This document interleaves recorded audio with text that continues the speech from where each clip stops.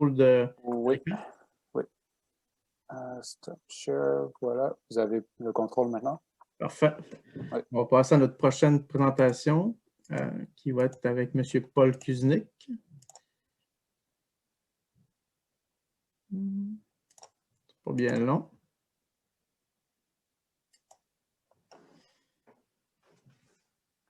Paul, est-ce que tu es présent? Oui. C'est bon? Donc, on poursuit avec M. Paul Kuznick de Dino Nobel qui va nous présenter la conférence Dynamitage en carrière à 57 mètres des résistances simples par éclat.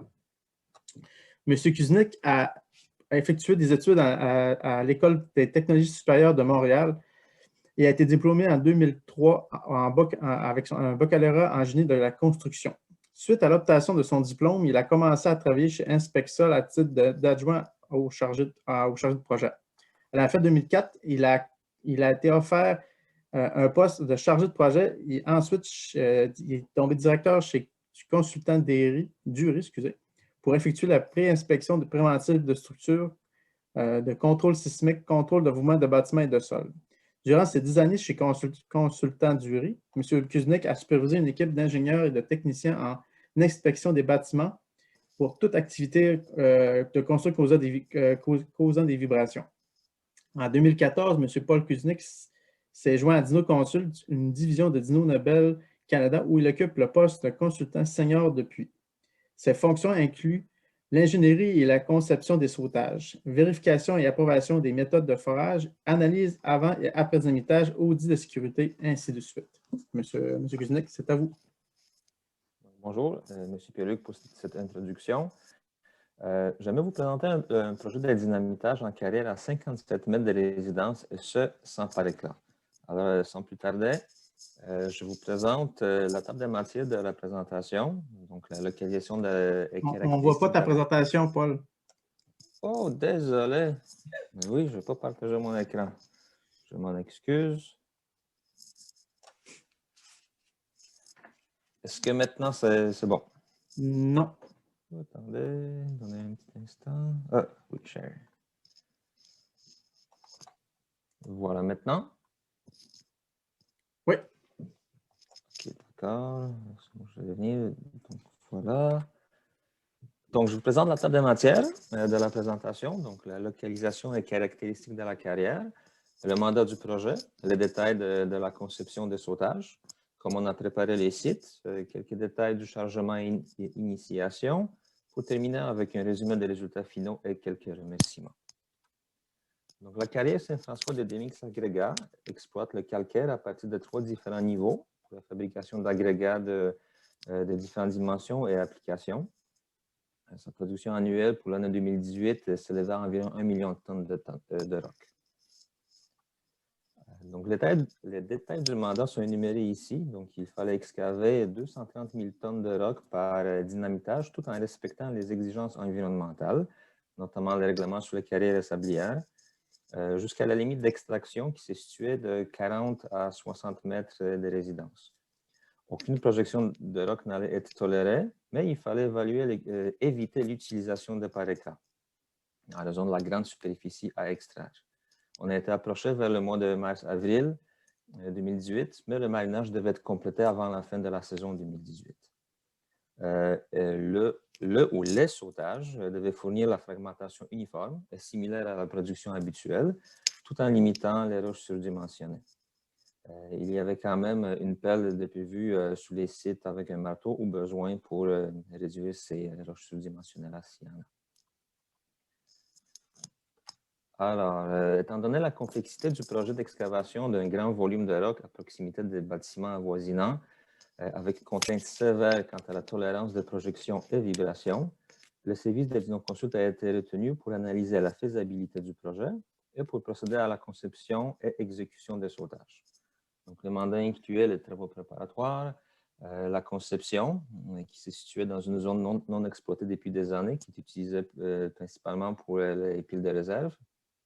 On avait le choix des produits explosifs, accessoires et le personnel selon un peu le design avec lequel on allait fournir.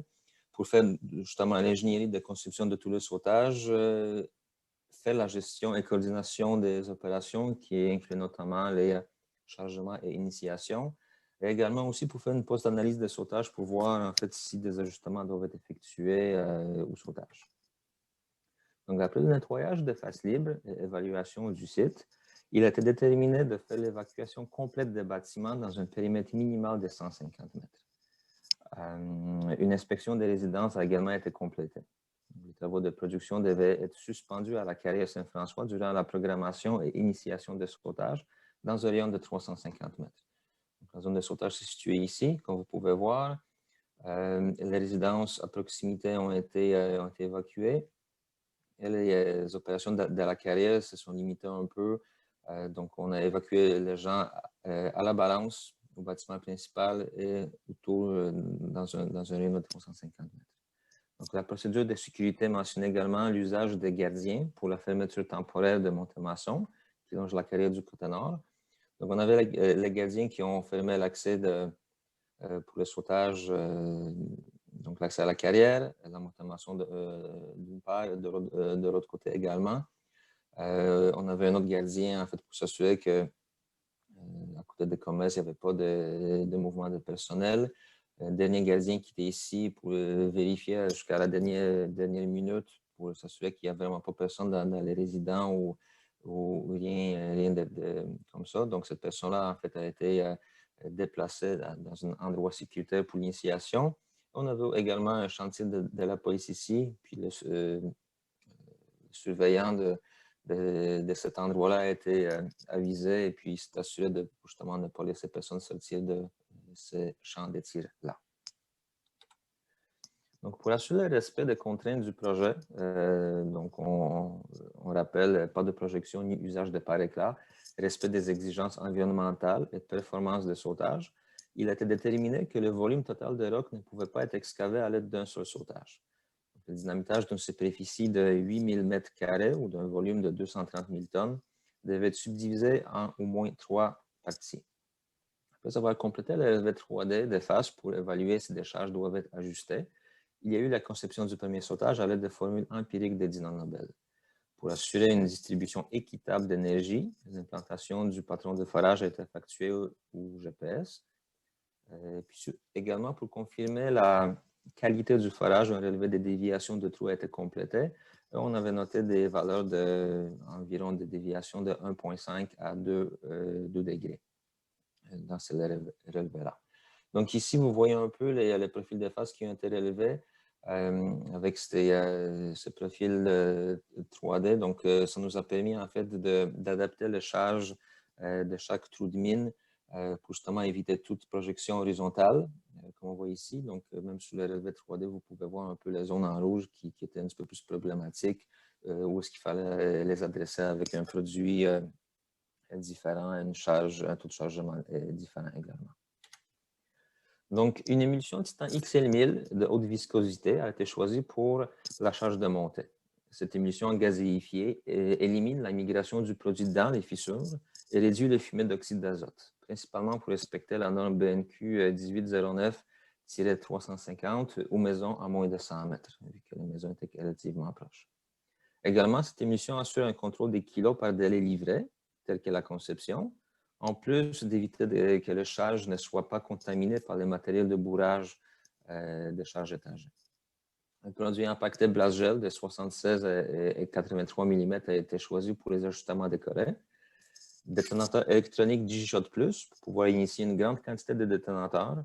On parle à peu près 1800 unités par boîte qui sont principalement utilisées chez Dyno dans les grandes mines. Donc, comparativement à 300 détonateurs par boîte pour les systèmes conventionnels utilisés à la carrière.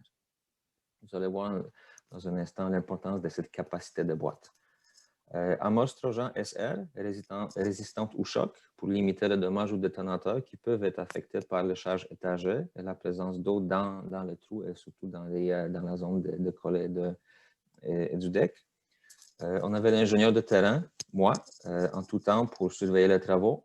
On avait également les bouts de feu de Dynon Nobel et des mix pour effectuer le chargement, étant donné qu'on a travaillé à plusieurs équipes.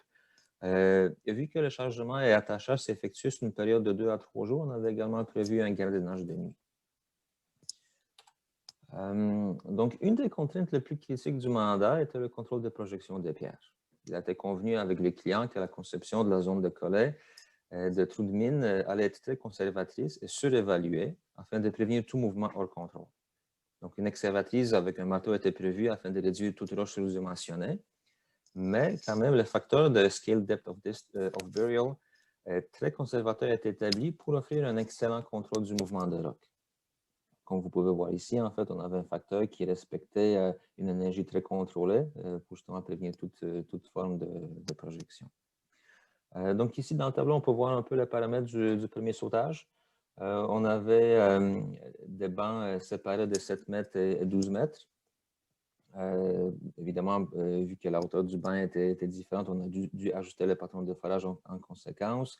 On avait des charges de 45 kg en bas. Du grand banc, 23 kg en haut. Le banc inférieur avait une charge de 45 kg. Densité 1,22 à 1,25. Pour avoir également, vous voyez ici un collet de 3,3 mètres à 3 mètres. Donc, tout ça pour s'assurer qu'il n'y a pas de projection ou de mouvement hors contrôle. Pour avoir un taux de chargement de quoi? 0,67 kg par mètre cube. Ici, donc, le volume du premier sautage était de plus ou moins 75 000 tonnes. Sous les photos, on voit comment les bancs étaient préparés. On peut apercevoir un peu les camions d'émission et les camions de bout de feu qui ont été positionnés ici pour faire le chargement. Donc, on voit des belles rangées bien droites, implantées et forées aux endroits précis, de face toute dégagée également. Donc, la séquence d'initiation était complexe à préparer. Donc, pour ce projet, pour ce premier sautage, aucun délai n'a été appliqué entre les charges étagées. Mais ça, c'était en fait basé sur les prédictions des vibrations au bâtiment. Il y avait 342 trous dans le sautage pour 1134 détonateurs électroniques. Alors, vous pouvez voir que les systèmes conventionnels de 300 détonateurs par boîte n'étaient pas adaptés pour ce type de sautage. On voit un peu la séquence des tirs. On avait le banc du bas avec le banc du haut. Donc, on avait 2 points d'initiation qui étaient faits ici et là pour avoir un bon dégagement. Et également, vous allez voir sur la vidéo, il y a quand même plusieurs rangées, mais le timing a été bien effectué. Donc, ici, on voit le premier sautage. Donc, le premier sautage, on voit un excellent contrôle de face. Il a également bien avancé. Le trou qui a soufflé était causé par un ancien trou d'exploration de petit diamètre non identifié durant le chargement qui n'a pas été bourré, mais aucune surpression d'air a été causée par ce soufflement. Donc, si on les regarde à nouveau, vous voyez un peu l'ampleur du volume de ce sautage-là. Vous voyez, l'excavation devait être faite jusque le bas de la berme ici. Et puis, évidemment, vous voyez les 3 résidences privées qui sont là avec un commerce, un autre commerce un petit peu plus loin. Et puis, il y avait un garage qui était situé à l'arrière du sautage dans le coin. Alors, on parle d'une structure en acier et d'une dalle dans le sous-sol, mais c'était plutôt juste un garage de mécanique. Et la durée du sautage était environ 2,189 millisecondes total. Donc, avec un collet sous-dimensionné, la fragmentation était selon les exigences du client et telle que prévue à la conception. Vous voyez, en termes de roches sous-dimensionnées, il y en avait très peu. Donc, belle fragmentation obtenue ici. Donc, le premier sautage a généré une vibration conforme de 34 mm par seconde à une distance de 80 mètres. Donc, tout en respectant le règlement sous les carrières et sablières en vigueur. Ça, c'était la version 1977. Donc, juste pour vous rappeler, à l'article 34 de ce règlement-là, il est indiqué que les ondes sismiques impulsives ou discontinues au sol ne doivent pas être supérieures à 4 cm par seconde ou 40 mm par seconde. Pour vous intéresser, les fréquences générées par ce sautage-là ont été de 30 à 43 Hz. Donc, le deuxième sautage incluait les mêmes étapes que le premier, c'est-à-dire un relevé 3D des faces, conception à partir de formules empiriques de Dino Nobel, vu qu'on n'avait pas en fait un historique des conceptions précédentes, l'implantation du patron au GPS et un relevé des déviations de trous. Une mesure supplémentaire de sécurité a été mise en place pour minimiser l'impact des vibrations émises dans les bâtiments et assurer la stabilité de la paroi le long de la chaussée. C'était le forage d'une ligne de forage alignée de diamètre 114 mm, forée à 300 mm sans centre. En fait, la ligne de forage alignée a été effectuée ici le long de la berme, justement pour essayer de séparer d'une part le dynamitage des résidences qui ont été ici en arrière. Donc, basé sur la post-analyse du premier sautage, mais surtout basé sur les résultats sismiques, des changements à la conception étaient nécessaires afin de se conformer aux exigences sismiques du projet. Le deuxième sautage était localisé à environ 20 mètres plus proche des sautages avoisinants, des structures avoisinantes. Ceci a nécessité la réduction du diamètre de forage de 102 à 89 mm, ainsi qu'une réduction du patron de forage. Étant donné que le diamètre a été réduit, la charge étagée devait également être ajustée, donc à 33, 28 et 25 kg, comparativement à 45 et 67 kg par délai du sautage précédent. Les autres paramètres, tels que le sous-forage et le collet, sont demeurés les mêmes. Donc, également, le taux de chargement légèrement supérieur, en fait, c'était pour offrir une meilleure distribution d'énergie, avec également des rangées multiples. Donc, les paramètres sont là. Vous voyez, en fait, vu que le diamètre est plus petit, le patron a été ajusté à la baisse pour justement avoir une bonne distribution et avoir un taux de chargement égal. Et aussi des ajustements du fardeau insuffisant, comme vous avez pu voir sur les relevés 3D, un peu sur l'image précédente.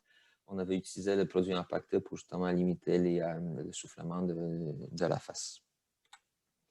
Donc, le volume du deuxième sautage était de 91 000 tonnes.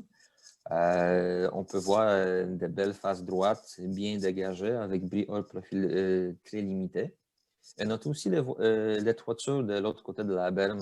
Ça, en fait, démontre la proximité des bâtiments. Donc, il y a un bâtiment résidentiel ici, un autre là-bas. On voit aussi une cheminée d'une autre résidence qui est juste là. Donc, en fait, en termes de la proximité, on parlait, c'est quelque chose de plus ou moins inhabituel pour ce type de volume-là et ce type d'ampleur de sautage-là. Donc, la séquence d'initiation était encore plus complexe à préparer, car un délai de 10 ms a été ajouté entre les charges étagées. Le délai entre les rangées était évolutif et grandissant pour minimiser le confinement, prioriser le mouvement du déblai et assurer une seule charge par délai. Il y avait 558 trous pour 1794 détonateurs électroniques. Une ligne de forage alignée se situe ici.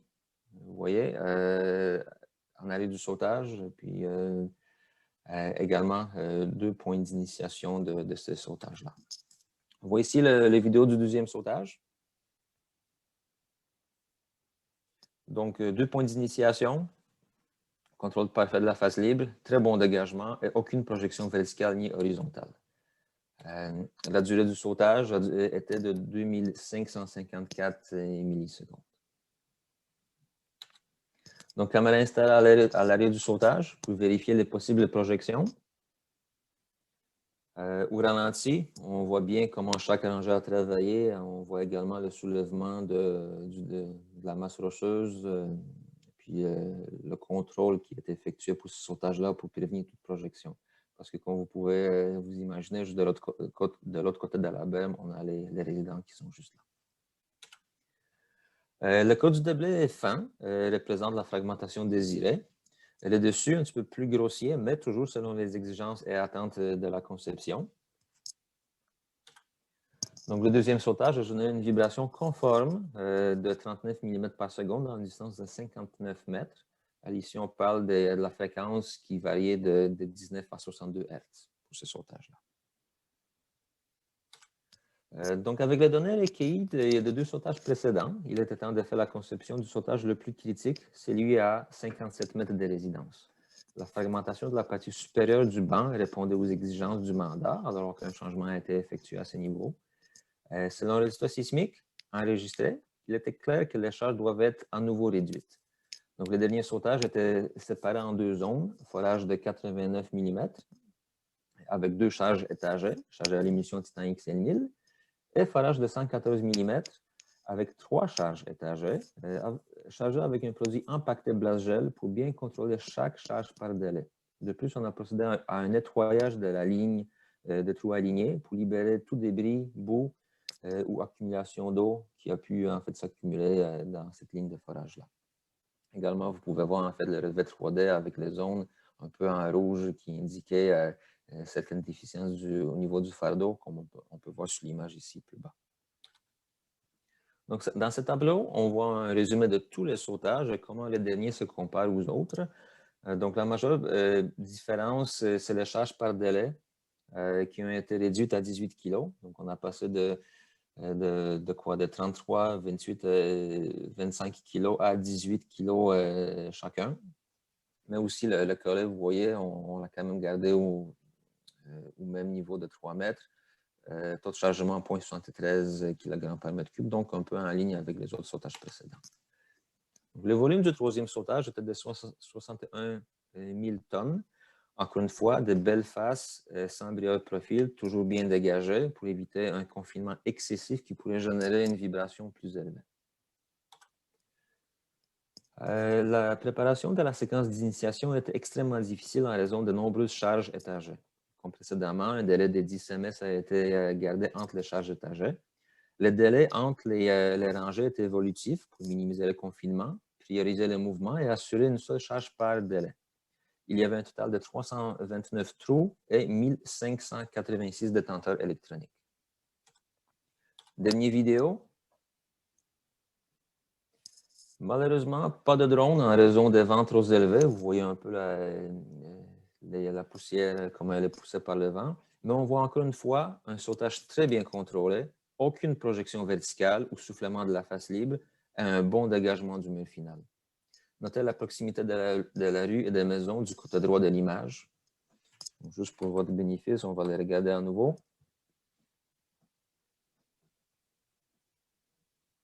Donc, durée totale du sautage était de 1737 millisecondes, donc 1,7 secondes. Relativement long, mais complété avec succès. Donc, même avec 3 decks, on a eu la même fragmentation et mouvement du déblai. Donc, les 3 charges étagées se sont situées un peu du côté bas de l'image et 2 charges y étaient plus loin. Comme vous voyez ici, il y avait 2 charges, il y avait 3 charges étagées. Donc, le sautage a généré une vibration de 41 mm par seconde à une distance de 40 mètres. Je rappelle que la résidence la plus proche était située à 57 mètres de sautage.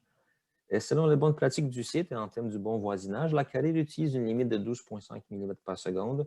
Mais pour ce projet en particulier, on a accepté d'utiliser la limite de 40 mm par seconde du règlement sur les carrières et sablières, qui est en vigueur en 2018. Donc, ce type de projet n'a pas pu avoir lieu dans le contexte actuel avec le règlement révisé et limite de vibration largement abaissée. Donc, pour conclure, le marinage de déblais s'est déroulé comme à l'habitude et la fragmentation répondait aux exigences de la carrière. La quantité de roches surdimensionnées n'a pas été évaluée. Cependant, on peut estimer qu'elle est inférieure à 2 %.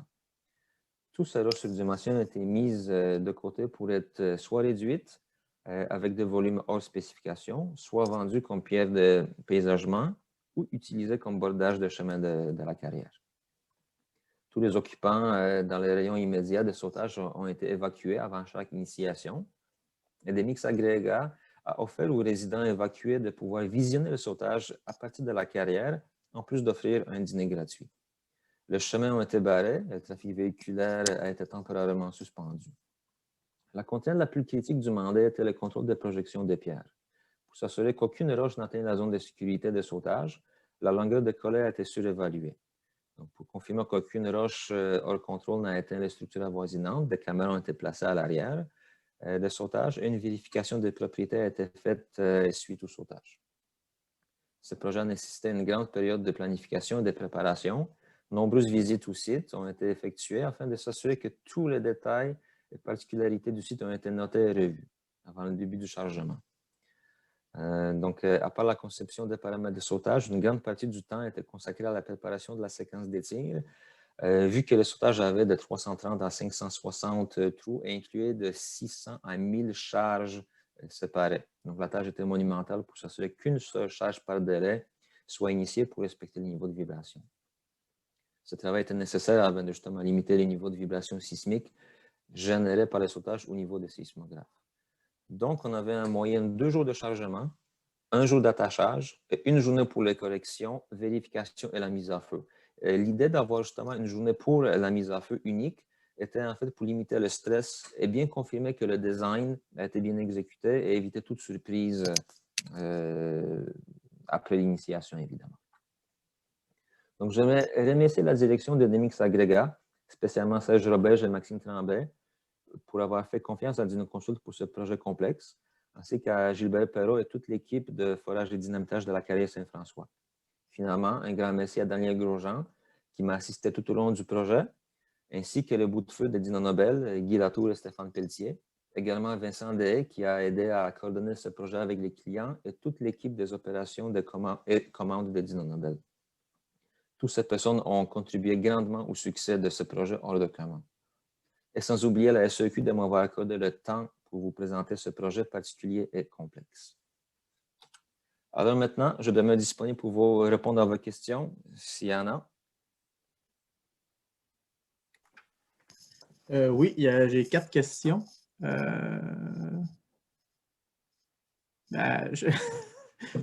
y a M. Mustapha Fizine Admin qui demande, par curiosité, quelle est la hauteur de bourrage dans le deuxième sautage? Hauteur de banc égale 12 mètres? Point d'interrogation. Oui, hauteur de banc était de 12 mètres. Il y avait une section qui avait 7 mètres également. La bourre qu'on avait utilisée était de 3,3 mètres pour le banc de 12 mètres. Et pour le banc de 7 mètres, on utilisait une bourre, le collet de 3 mètres spécifiquement. Donc, on avait un petit peu moins de charge, on était plus loin et plus bas. Donc, on s'est permis d'avoir 0,3 mètres de moins.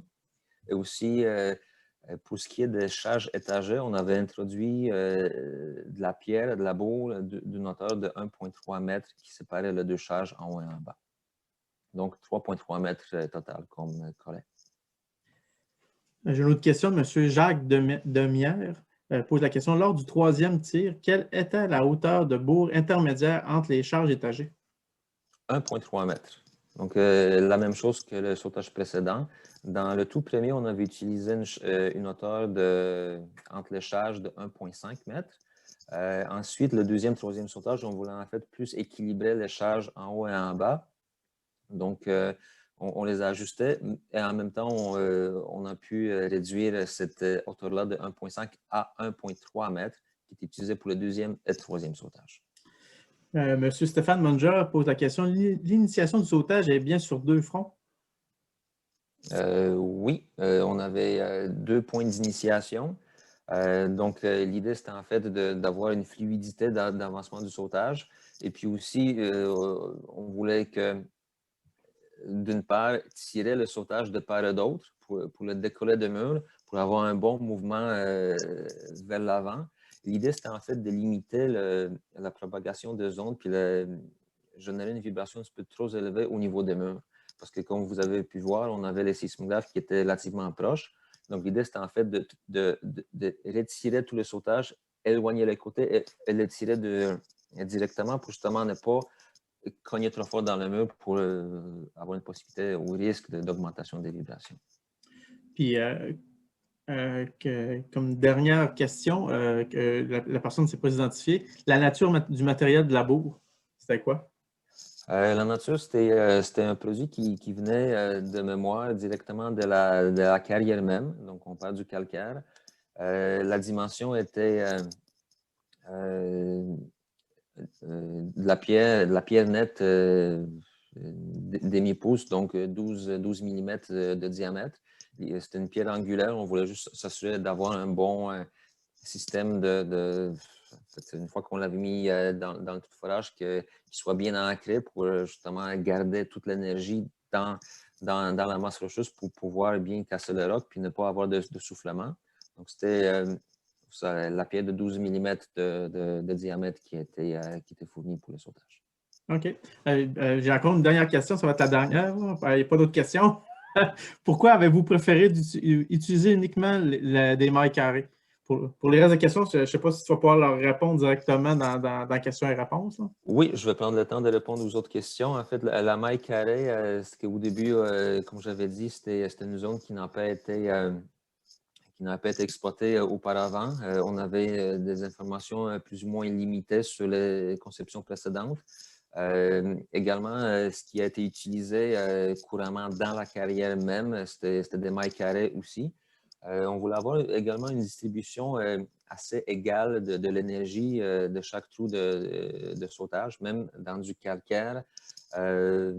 On a utilisé une méthode de close spacing pour le trou de face, donc c'est-à-dire on a éloigné la première rangée de la face pour avoir en fait plus de sécurité pour les travailleurs, pour les équipements.